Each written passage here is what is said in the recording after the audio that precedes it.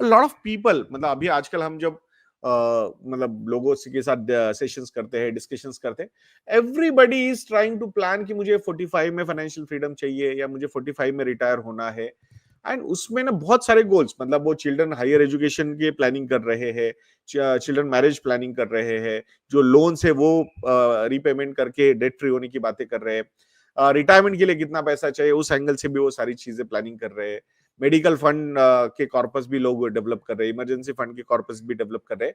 But एक corpus जो है ना वो बहुत ज्यादा भूल रहे हैं, एक या दो चीजें जो है वो बहुत बार people are not covering them. वो क्या है? वो ये है कि अगर आप 45 की एज में रिटायरमेंट की प्लानिंग कर रहे हो, एग्जाम्पल एग्जाम्पल, उस केस में आप आपके बच्चों के रेगुलर एजुकेशन का जो एक्सपेंडिचर है ना वो बहुत बार मिस करके जा रहे हो। Lot of time people are not thinking, वो रिटायरमेंट के एंगल से, हाँ भाई मतलब only the couple is there and they want to retire, but आपके और बाकी बच्चों के एजुकेशन का तो कर दिया है ना हमने एलोकेशन, बट वो हायर एजुकेशन का एलोकेशन क्या है? Graduation, post graduation on a routine basis. आजकल जैसे पुणे जैसी सिटी में 1.5-2 लाख रुपए कॉमन फीस हो गई है एजुकेशन की, स्कूल एजुकेशन की। और स्पेसिफिकली अगर आपको 2 बच्चे हैं तो close to 60 to 70 lakh rupees का कॉस्ट जो है वो आपको अलग से बाजू में निकाल के रखना होगा। 1.5-2 लाख रुपए की फीस प्लस इधर उधर के ट्यूशन, ये वो क्लासेस वगैरह मिलके कहां पे वो एक्सपेंडिचर 5-6 लाख रुपए तक चला जाता है 2 बच्चों के लिए, पता भी नहीं चल रहा है। Specifically cities like Mumbai, Pune, Delhi, Gurgaon, Kolkata, Bangalore, Chennai, यहाँ पे पता भी नहीं चल रहा है कि ये कॉस्ट इतनी ऊपर कब जा रही है। तो ये अगर फाइनेंशियल फ्रीडम चेक करना है तो उस केस में ये स्कूल एजुकेशन का भी एक एंगल आपने डालना बहुत ज्यादा जरूरी है। बहुत सारे लोगों को एक वो भी चीज है कि कार एक रिकरिंग गोल हो सकता है आपका, इवन आफ्टर रिटायरमेंट। कार एक बहुत बड़ा रिकरिंग गोल हो सकता है कि भाई every 6-7 years 8 years I want to change my car. और अगर रिटायरमेंट का जो फेज है वो अगर 30-40 साल का है तो 3-4 बार वो कार चेंज हो सकती है आपकी, एटलीस्ट 2-3 बार तो हो ही सकती है। तो वो भी एक गोल जो है ना वो आपने आपके कैलकुलेशन में हमेशा रिकरिंग बेसिस पे रखना चाहिए, ऐसा हमें लगता है। तो ये सारी छोटी छोटी चीजें होती है जो करना इज वेरी इंपॉर्टेंट। और दूसरी बात, ठीक है, फाइनेंशियल फ्रीडम चेक करना इज ओके, बट खुद को जितना बिजी रख सकते हो पोस्ट रिटायरमेंट या फिर post achieving the financial freedom, उतना ज्यादा खुद को बिजी रखिएगा दोस्तों। वी आर विटनेसिंग कि those people who are retiring और वांट टू रिटायर, और वो जो फाइनेंशियल फ्रीडम चेक करने के बाद वो सारी चीजें जो देख हो रही है, उसके बाद एक वॉइड क्रिएट हो रहा है कि भाई करना क्या है।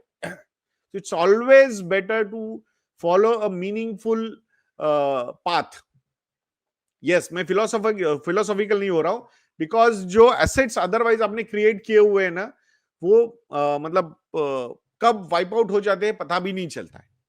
So please have some purpose या फिर सम एक एक्टिविटी, मतलब जो हो सकता है वो आप ज्यादा पैसों के लिए ना करो, but it's I have always seen that if you are following your passion so money follows it. So there is no need कि उस एंगल से, एंड देन वो फाइनेंशियल फ्रीडम जो है ना you will enjoy also that freedom. So you are not working for money but money is following you. I think that is the best scenario which you can develop, कि मुझे बहुत strongly लगता है। तो इसको भी फॉलो कीजिएगा। I am not trying to be philosophical, but practically when we are managing people, when they are approaching their retirements or they have retired, और वहां पे ये voids create होते हुए हमने देखे हैं, और वहां पे uneven मतलब थोड़ा सा स्पेंडिंग पैटर्न्स हम देख रहे हैं। So I think that is not a good sign. So please वो भी अगर आप उस फेज में हो तो इसको भी देखा कीजिएगा, और हमेशा याद रखिएगा कि रिटायरमेंट प्लानिंग हो या बाकी सारे गोल्स की प्लानिंग हो तो एक मार्जिन ऑफ सेफ्टी खुद के पास होना बहुत ज्यादा जरूरी है। एंड दैट्स व्हाई इन्फ्लेशन, जब ये सारे कैलकुलेशंस करोगे तो इन्फ्लेशन को 5 की जगह 7% कंसीडर करो लॉन्ग टर्म में कंपाउंडिंग का, और रेट ऑफ रिटर्न जो होगा वो 14-15% पे प्लानिंग मत करो, 12% से ही प्लानिंग करनी चाहिए।